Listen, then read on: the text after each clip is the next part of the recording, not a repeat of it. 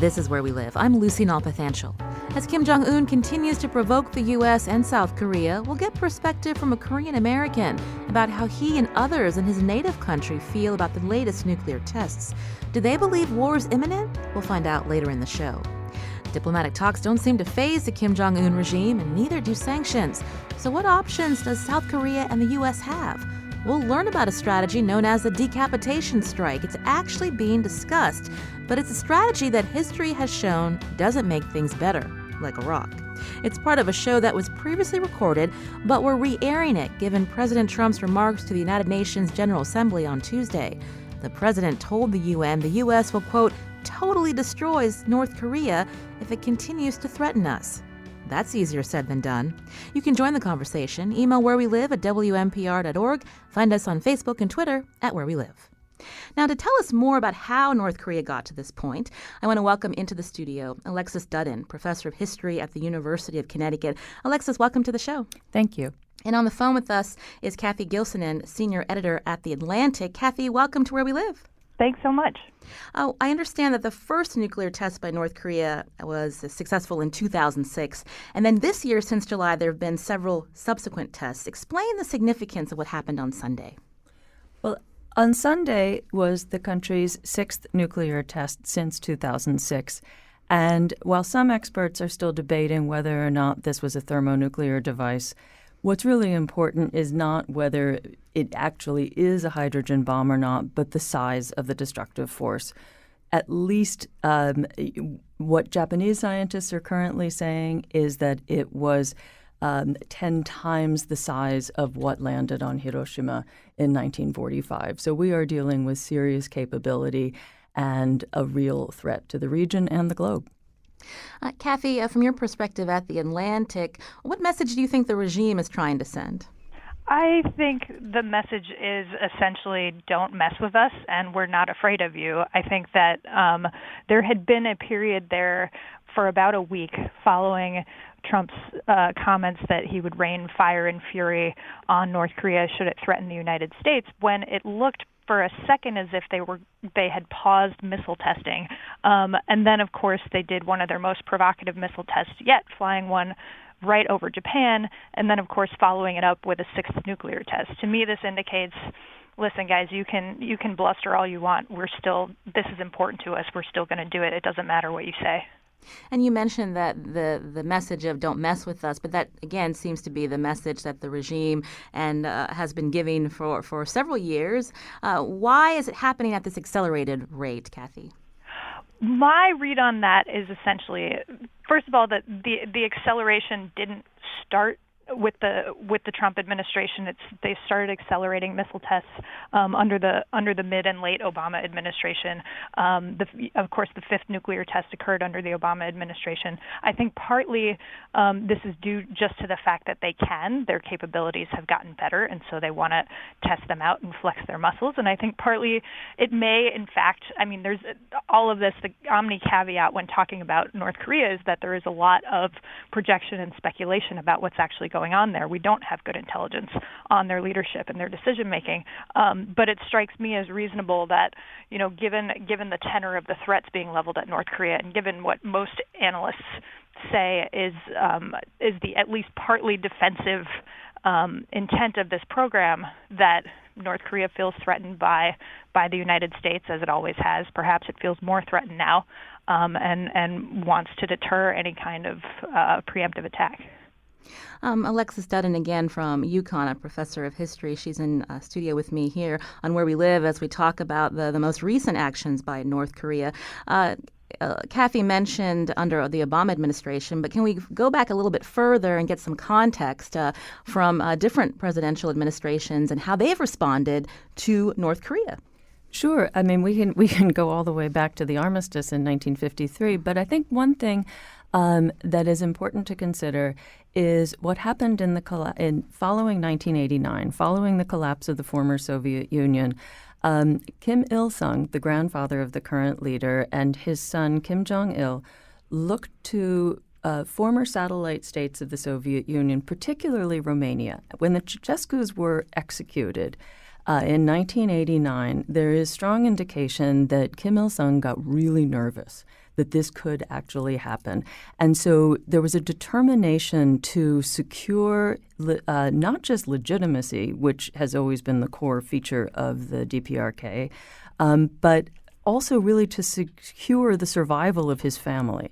And so in that mix, he figured out that one of the key ways to do this was to accelerate a nuclear weapons program, particularly plutonium program, which became clear during the 1990s was underway. And that's when things such as the Clinton administration's overtures to agreed frameworks, et cetera, moved forward. Then we hit 2002. We hit the axis of evil speech. And the axis of evil speech, when George Bush included North Korea with Iran and Iraq, made clear to the North Korean leadership that it was a target again of the United States. And so the North Korea broke the agreed framework and made clear by 2003 that it was restarting its enrichment programs. And at that juncture, we had an effort called the Six-Party Talks. The Six-Party Talks involved China, North, South Korea, Japan, Russia, and the United States. These worked throughout the second Bush administration, Bush Jr., and continued until 2009, during which time the North did conduct its initial nuclear test to demonstrate that, in fact, it did have capability. So, in fact, we've had this sort of push-pull, show us that you've got weapons, negotiate, show us you've got weapons. But I totally agree with Kathy that what's been going on recently is not so much an accelerated rate, it's just they've gotten a lot better. So gone are the days of 1994 when we had inspectors from the IAEA. I mean, Hans Blix was on everybody's tongue. Gone are the days in which we are looking at the same images of spent fuel rods and wondering what to do with them, to looking at serious weapons capability because they have just continued to get better. So, here we are now. We know they mean business. We know they have technological advancement. And now we need a serious plan to deal with this. Speaking of a plan and response, Kathy from The Atlantic, can we talk about who we know that North Korea is very good at isolating itself, but who are its allies, and can we talk about China's role in all of this? Sure. North Korea doesn't have very many allies. It has a close neighbor and sometime partner in China, which is its biggest trading partner currently. And of course, the Trump administration's position has been China needs to really step up and fix this. You have seen China in recent, in response to recent missile tests. There's some indication that China is starting to lose some patience with its neighbor. And in fact, you could look at some of these missile tests as provocations directed at China specifically as well. These things have put Xi Jinping in a very awkward position. And in fact, the latest nuclear test was timed for, or might not have been timed for, but coincided with a summit that Xi was hosting, and completely derailed this image he was trying to create of being, this solid leader capable of directing the region in certain ways. So I think that, and it was notable following a previous missile test, not to be confused with a nuclear test, but following a previous missile test, that China did in fact sign on, along with Russia, to a new tougher round of United Nations Security Council sanctions, when in previous iterations you might have expected them to veto it. So China has leverage. China is using some of it. China is, in response to some of these missile tests, actually conducting missile defense tests of its own and conducting exercises near North Korea. But it remains the case that, there's only so much influence China can wield if Kim Jong-un is willing, as the Russians say, to let his people eat grass in order to retain this capability. I think Alexis points to the Kim Il-sung's fear of what happening to Ceausescu is happening to him. I think Kim Jong-un looks at recent history and sees what happens to Muammar Gaddafi, sees what happens to Saddam Hussein. These were leaders that gave up their nuclear programs and ended up dead. So he doesn't want to see that happen to him. A call now from Stephen, who's calling from Wyndham. Stephen, you're on the show. Hi, I'm just reading in today's Global Times, which is a Chinese English language paper, and it's kind of like a hand to the Communist Party over there. But it says Xi is adamant at preserving international nuclear non-proliferation regime and maintaining peace on the peninsula. You know, I think that's kind of a wish. If anything, they might, you know, I know the Chinese are worried about a collapse North Korea, you know, refugees pouring across the border. Yeah, but there's got to be, you know, I don't see any end game with Kim Jong-un. He's kind of like a little bit nuts. I mean, I've read somewhere he's killed 72, even his uncle, and I think aunt in the top regime in the last, you know, few years. Is there any way we could work with China to unwind this without a complete collapse of, say, the North Korean army, which we found out in Iraq was a really bad mistake? Is there any way we could unwind Kim Jong-un and send him packing somewhere? Good question, Stephen. I'll have Alexis Dudden respond. Yes, I mean, I think you've put your finger on many of the important issues. Particularly, we do not want a collapse of North Korea, either in any shape or form, but especially the collapse of the military. We have to work with China, and that's where the mixed messages coming out of Washington are really difficult to parse right now. For example, any nation can't expect another nation just to do it a favor, especially the other mega power on the planet is not going to act in the United States' interests. It's going to act in China's interests. I'm glad you're reading the Global Times. They were interesting the other day in an article concerning whether any fallout from the test had gone to China. It hadn't. So at the moment, it's not in China's interest to be concerned. But of course they're concerned. As you point out, Xi Jinping does not want a destabilized neighbor. He does not want an out-of-control regime on his border. So how do we work with China? Well, we do things such as not saying we're going to end trade with China if they don't help.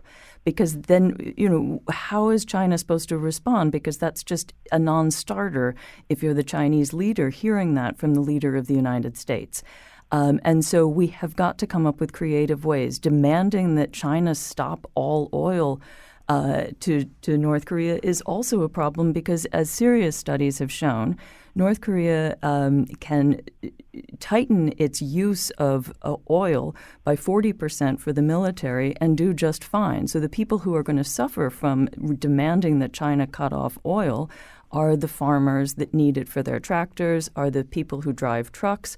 So we've really got to work creatively with China and not just make this a system of American demands that China do what we say, because China is far too powerful these days to do what the United States says.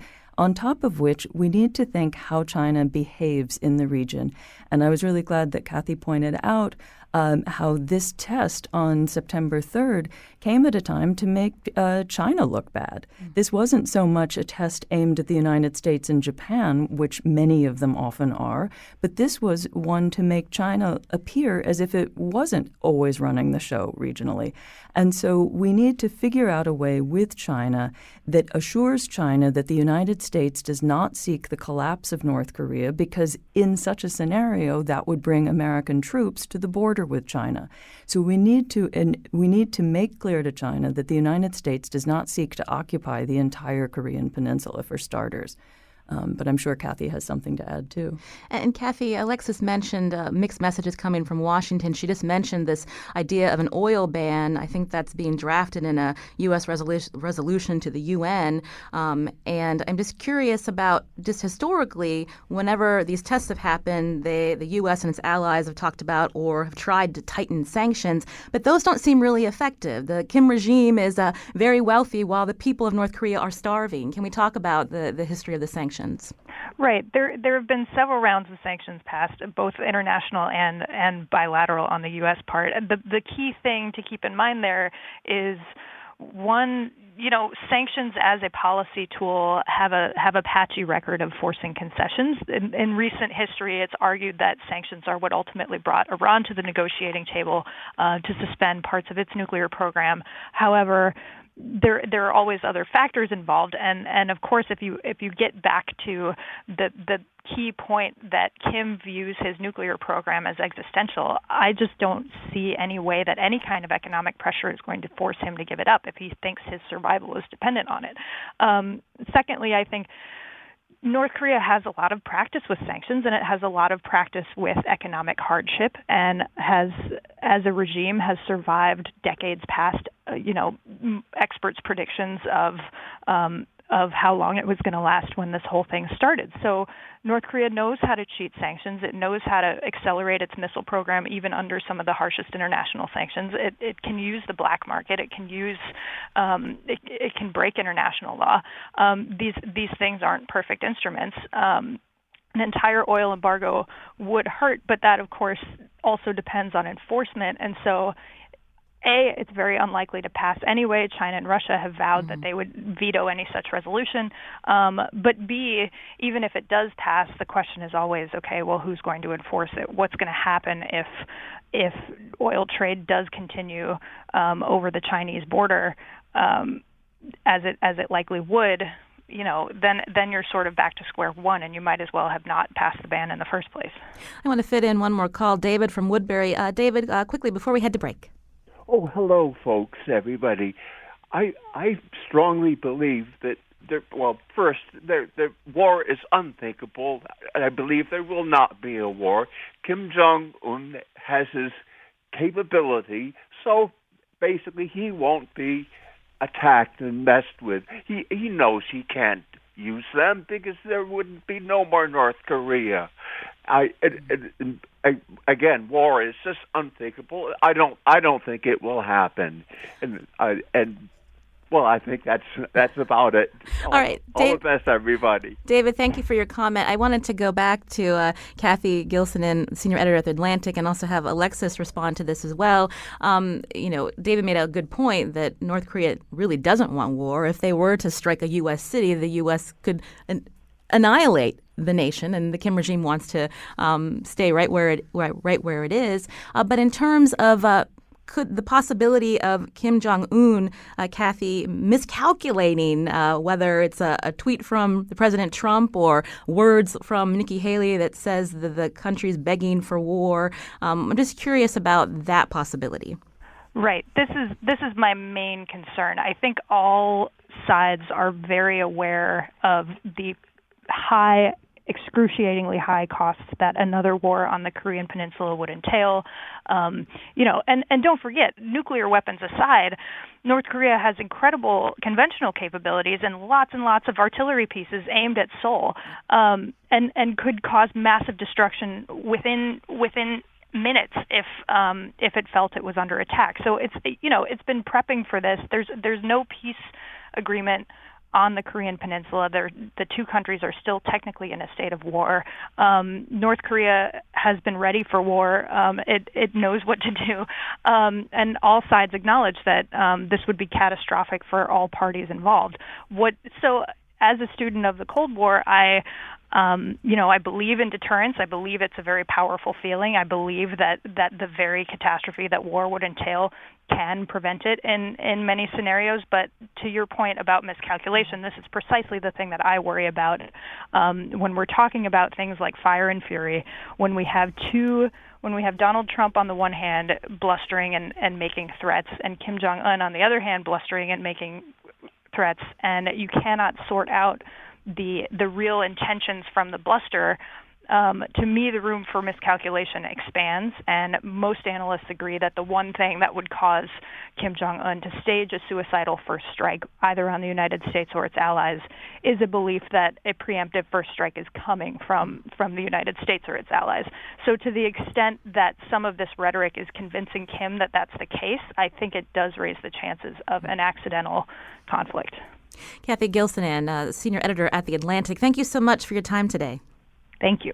This is Where We Live. I'm Lucy Nalpathanchel. Alexis Dudden, professor of history at the University of Connecticut, will stay with us as we talk more about North Korea and what its latest nuclear test means. How should the U.S. and its allies respond? One strategy being floated, the decapitation strike. We'll learn what that is and why it may not be the best approach. That's after the break.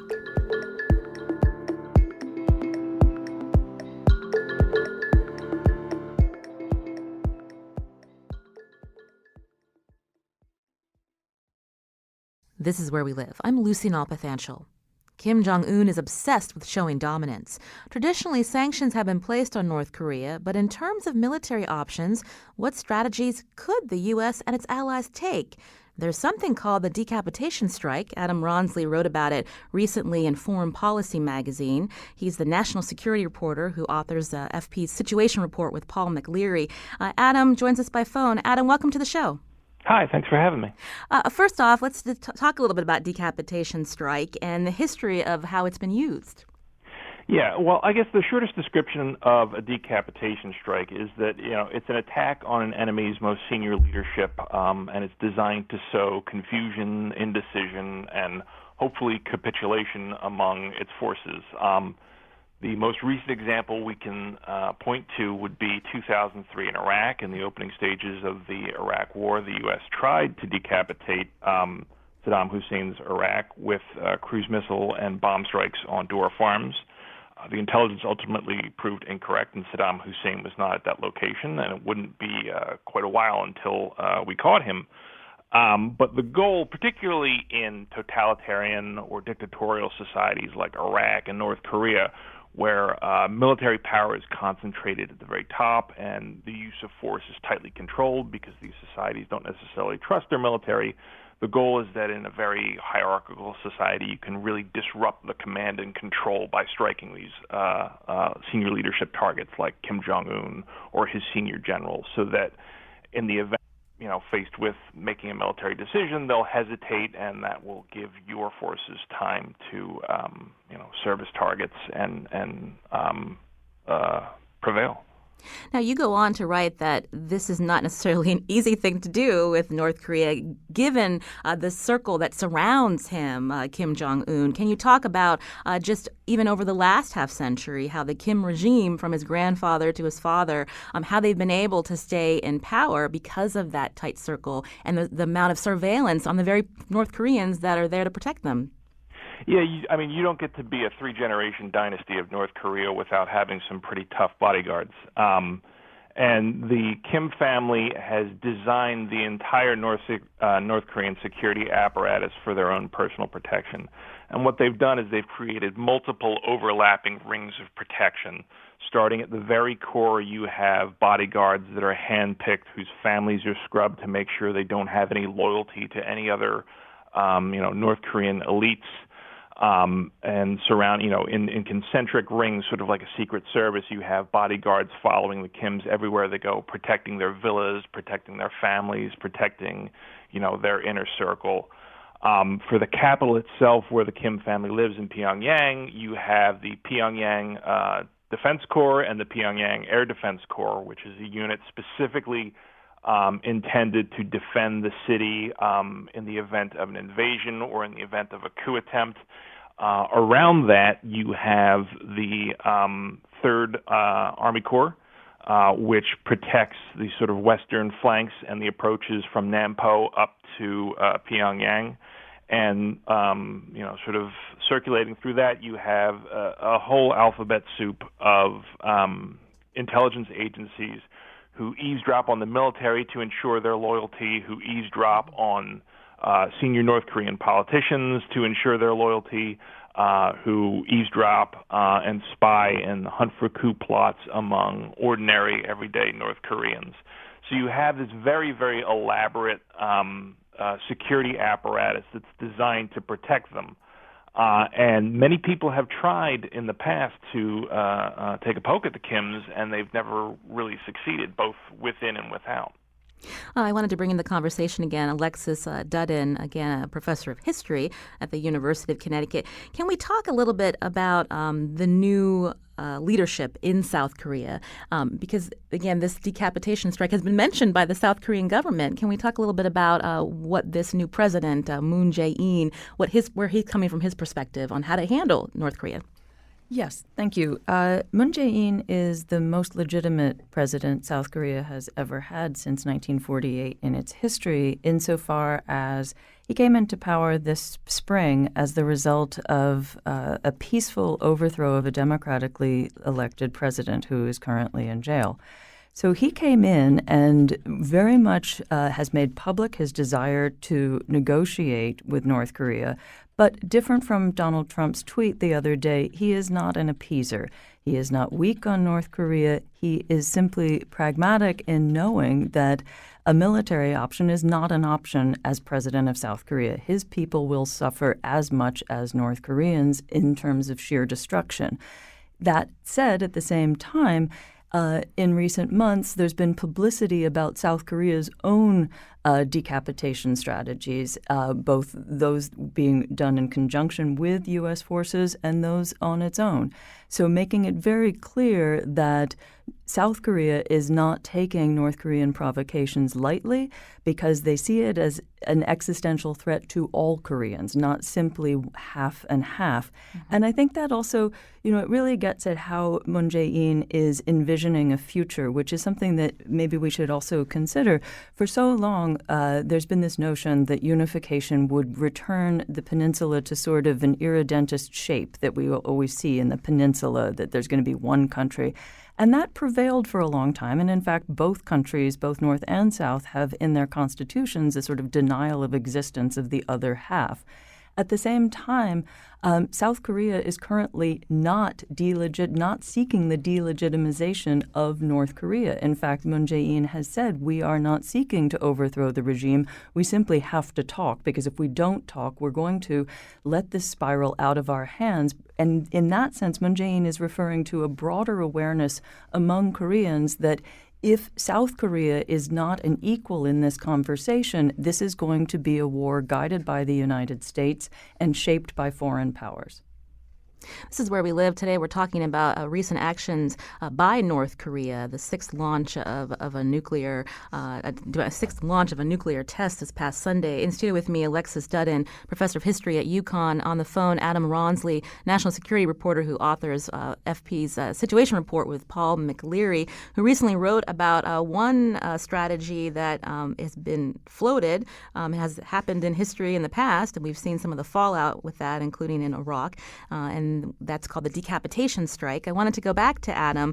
You lay out very thoroughly about this strategy and how it would be difficult to do again. But then what would likely happen in the next few days if, say, another test were done, Adam? I don't think the U.S. has a lot of great options to another test. We've certainly heard the fire and fury comments. But at the end of the day, our options are pretty constrained. The North Koreans aren't going to test a missile in a way that would allow the U.S. to easily shoot it down. We saw that with the recent test of the missile over Hokkaido. I think, the response is probably going to be more of the same. Another round at the UN Security Council asking for more sanctions, hoping likely in vain that the Chinese will put more pressure on. But I don't think, I don't think there's really a solution to this that is likely to happen politically. Alexis. Yes, I completely agree with Adam. And I mean, one thing that is also necessary to consider is the role of Japan in this. Because North Korea's provocations at the moment coincide with a leadership in Japan that is seeking to revise Japan's military posture in the world, seeking to overturn the longstanding Article 9 prescription against Japan's waging war abroad.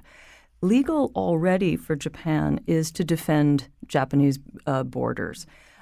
Also, Article 5 of the U.S.-Japan Security Agreement obligates American troops to come to Japan's defense if Japanese territory is attacked.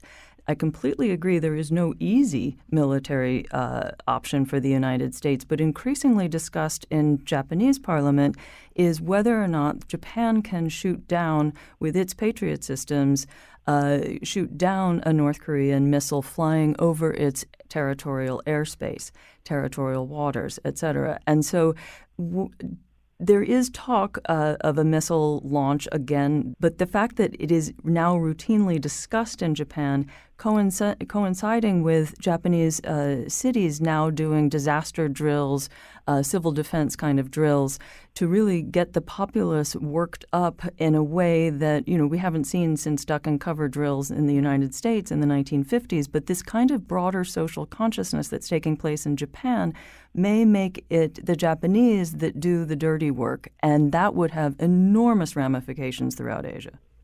With how China responds. China, South Korea, Russia. I mean, nobody wants the Japanese to be shooting missiles right now. I wanted to take a call, and you can join the conversation, 860-275-7266. MGS is calling. MGS, go ahead. Yes, Lucy, thank you for taking my call. I just have a couple of comments. The first one is we definitely should watch our words. We use a lot of words like Hillary Clinton used. We will obliterate Iran, and we just keep using the word, we will annihilate North Korea. I mean, that's not a good way to talk about any nations. Any country, the history shows, any country we attacked, they are still here, like Japan is still here. After the nuclear attack, Afghanistan is there, Iraq is there, Libya is there, all these countries are there. So we should be very careful and move away from the war and annihilating or destroying the other regions and other countries. Well, go ahead. Second comment I have that it should be more like the United Nations, not the United States. I mean, every time we talk about the nuclear weapons, Iran is trying to get the nuclear weapons. It's the United States versus Iran, then the United States versus Iraq, United States versus Libya. So we should strengthen more and more the United Nations, and the way we can do that by being more just, because there's no justice in the United Nations. That's why people don't find any, they don't go to United Nations, and it becomes the United States' responsibility. Thank you for your comments. Alexis. Yes, I completely agree that words matter, and they matter particularly in this current situation. Annihilation, obliteration just smacks of what Harry Truman was saying in the summer of 1945 on the eve of the Hiroshima and Nagasaki bombs, in which Truman said that the United States would have a reign of ruin on Japan, the likes of which the world had never seen before, which then Donald Trump quoted in his Fire and Fury announcement. And at the same time, it's also important to bear in mind that the United States in 1950 to 53 did perpetrate an extermination campaign against North Korea to the extent that more tonnage of destructive TNT and napalm was dropped on North Korea than in that war than during the sum total of the Second World War in the Asia-Pacific theater.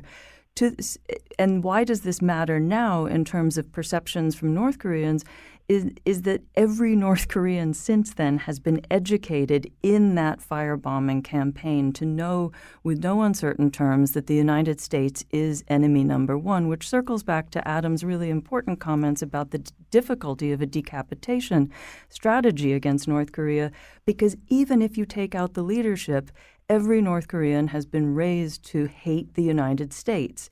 So it's not just a question of taking out the leadership.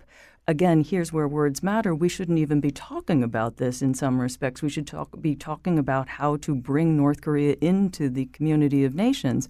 But when this rhetoric of decapitation, annihilation, obliteration is circulated, it certainly anneals a leadership in the targeted country to dig in its heels. And furthermore, it gives that leadership the ability to tell its people, look, we are still targets. And we have, in the case of North Korea, been the target of such an extermination campaign before. So let's double down and remember that history and use it to strengthen ourselves now, even if we have to eat grass. Adam Ronsley from Foreign Policy, you write about that in your recent piece about the chaos that would be left in North Korea if Kim Jong-un were to be assassinated. Yeah, and that's the problem, is that even in the very unlikely event that you can hit Kim Jong-un, that you've got, perfect intelligence on where he is, and that whatever strike you choose manages to be successful, it's not immediately clear that everybody just packs it up and calls it a day after that happens. Certainly that would cause a lot of disruption and confusion in the ranks. And in in the event of any major conflict with the United States and North Korea, the United States would ultimately prevail at tremendous human cost, but it would prevail. But it's not clear that the fighting necessarily stops. North Korea's army is very, very large. It has lots of weapons, so there's plenty of fuel for the conflict to continue. The Korean People's Army may not continue fighting in a conventional sense, in the sense that you see, large tank formations or massed artillery fires, but the potential for an insurgency to continue is certainly there. And let's not forget that China's probably not going to sit by passively in the event that there's a throwdown between the United States and North Korea. They have their own interests to consider. They're very concerned about refugees. They're also very concerned about nuclear weapons being loose in the event of a conflict. You have not just a large conventional arms arsenal in North Korea, but you have nuclear weapons. You have reportedly biological and chemical weapons. And so the Chinese are likely, as many people believe, to try and cross the border into North Korea and create sort of a rump buffer state between whatever fighting is happening between the U.S. and North Korea, so that refugees don't completely mass across the Chinese border and start to create problems internally there. So, if you look at all those ingredients, you have an army and a people that have been indoctrinated to hate the United States, to view them as just inherently hostile to their interests. You have plenty of weapons, conventional and unconventional, and you have a rival power sitting anxiously on the border. That's a pretty combustible mix, and it's not necessarily clear that when Kim Jong-un dies, that the fighting stops. Lou is calling from New Haven. Lou, you're on the show. Hey, thanks for taking my call this morning. Just a little bit about myself. First of all, I have a sociology background, and I'm a peace activist. I just wanted to make, an observation, hopefully to give people a little bit of perspective on this whole situation, because all things considered, not that much, if you really look at the historical record, has changed since the end of the Korean War, with the exception of the recent threats. But I think a lot of people do that as a reaction to some of the hostility that has been displayed on the part of the U.S. and other nations. And so I just think that with everything that's going on in the world, we need to remind ourselves, first of all, that we are not the world police. Agree with them or disagree with them in their form of government or whatever it may be, the North Koreans have just as much of a right to defend themselves as any other sovereign nation. And that's, I think, what they're doing right now. I think we have enough problems with the state of our own democracy here in the U.S. that to start going around getting involved in military action against other nations. We need a diplomatic solution for this whole problem, and that's really what it comes down to. Lou, thank you for your comment. Alexis. Lou, I applaud your sentiments, and I completely agree. There is one thing that has changed since the end of the Korean War, and that is the really radical difference in economic trajectories of North and South Korea. In the early 1960s, American diplomats disparaged the South Korean economy as worse than the poorest of African states. And really what's happened, in the early 1970s, you could actually consider a fairly equal standard of living in North and South Korea by the time both countries had sort of gotten themselves out of the rubble of a devastating civil war. But today, South Korea's economy is 45 times larger than North Korea's. And so what we've got is a very different worldview among the so-called average Korean, in which both now consider themselves from separate places.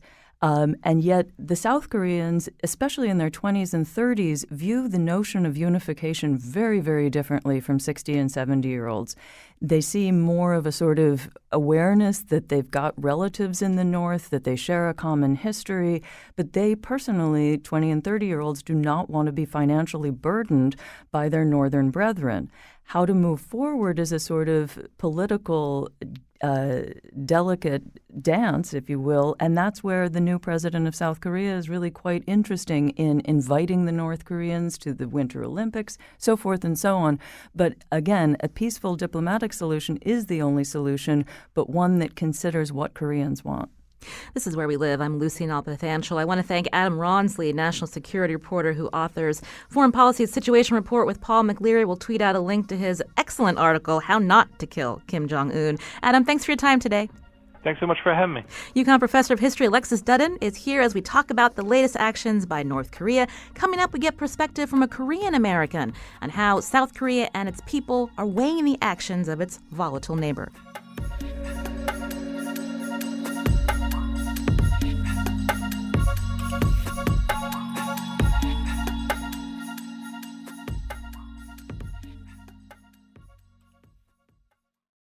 This is Where We Live. I'm Lucy Nalpathanchel.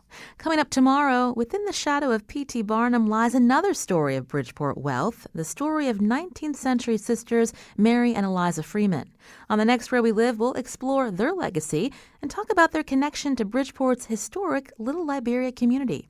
That's Friday. Today, we're taking a look at the situation involving North Korea. In studio with me, Alexis Dudden, professor of history at the University of Connecticut. And joining the conversation now is Kangwon Wayne Lee, president of the Korean American University Professors Association, a professor at the University of Rhode Island. Professor Lee, welcome to the show. Good morning, Lucy. It's my pleasure to participate in your program. I understand that you came to the U.S. several decades ago. You have family still in South Korea. Tell us how you look at the most recent news events, and are South Koreans fearful? Yeah, as you see, it's not present situation. And also, since my brother and sisters are still in Korea, it's scary a little bit, but we hope there'll be, some sort of peaceful solution among all interested parties.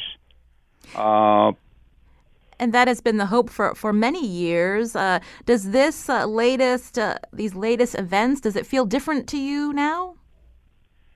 Oh, yeah, definitely, because the magnitude is different. Like last 60 years since the Korean War, the confrontation was not that, at this level of the magnitude. After the Kim Jong-un did so many nuclear testing and all those things. So, yeah, the situation is different than past several decades. Earlier, we heard from Alexis Dudden from UConn, who talked about the sentiments that South Koreans have for their neighbors in North Korea. We understand more than 30,000 North Korean refugees live in South Korea. Can you talk about, your concerns when we hear about this rhetoric ramping up these nuclear tests that are happening more frequently? Are you worried? Is a potential strike from North Korea to Seoul? Is that something that really concerns you? Yeah, of course I'm concerning. And then, however, it's depending on how the United States and China government will do.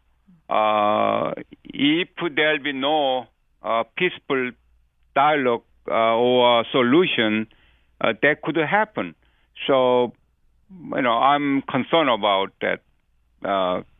Something will happen if there'll be no peaceful solution soon. Alexis Dudden, we talked a little bit about ramifications, how China will react. Russia's kind of staying out of it. What are some possible scenarios? Because this situation is very fluid. Well, there's no middle ground. Possible scenarios include a nuclear war that Jim Mattis, among others, say would be the worst kind of fighting any of us would ever see in our lifetimes. Very different from the Middle East. Any war that begins nuclear in Northeast Asia would be all nuclear all the time. And that is something we have just no imagination for, and nor should we.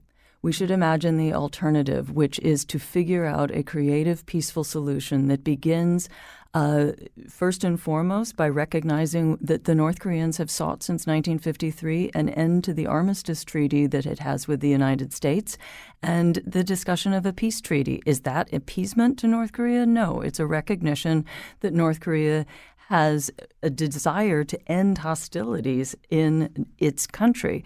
How we go about doing that will require dispatch of serious level diplomats. We need to think creatively immediately in Washington. Excuse me. We also understand that Trump signed support for South Korea and Japan to acquire more advanced American weapons. What kind of weapons are we talking about, Alexis? South Korea now has the capability to extend its weaponry greater distances. It has greater tonnage that's been permitted. Japan will be seeking the same guarantees as well. So in essence, it's become an arms sales deal and ratcheting up the militarization and potential nuclear arms race in Northeast Asia at a time when the alternative is there. The alternative being to have negotiations that would include, as the six-party talks did before, bring North Korea, South Korea, Japan, China, and Russia to the table, preferably outside of North Korea. The problem is we've given Kim Jong-un pretty much the stronger hand by forcing him to demonstrate what he's got. So we may all have to go to Pyongyang, which gives him a little more legitimacy, which is not in our interests. But then we have to work with the North Korean people to help them bring about a different kind of future for North Korea. I wanted to go back to Professor Kangwon Wayne Lee, again, a Korean-American who's lived in the United States for several decades now. Professor Lee, what is your reaction to some of President Trump's tweets, and what kind of feeling do you have about the new South Korean president? Well, I think it's not my only view. I think most people think we hope the President Trump will be more professional. so that having said that, I think the South Korean President Moon, he is relatively speaking more professional, and then I think he is looking for a peaceful dialogue solution first. In other words, he hopes that U.S. government work with China and or Russian government for North Korea to stop their nuclear program and come to the table of the dialogue somehow. However, if it does not work, I think the South Korea should have effective defense system like Patriot and THAAD, or need to have a comparable nuclear program and capability to deter North Korea's aggression. So I'm thinking about two different approaches. One will be peaceful approach. The other one is practical approach to deter the North Korean or Kim Jong-un's aggression. Well, I want to thank Kangwon Wayne Lee for joining us, president of the Korean American University Professors Association. Thank you for your time, Professor Lee.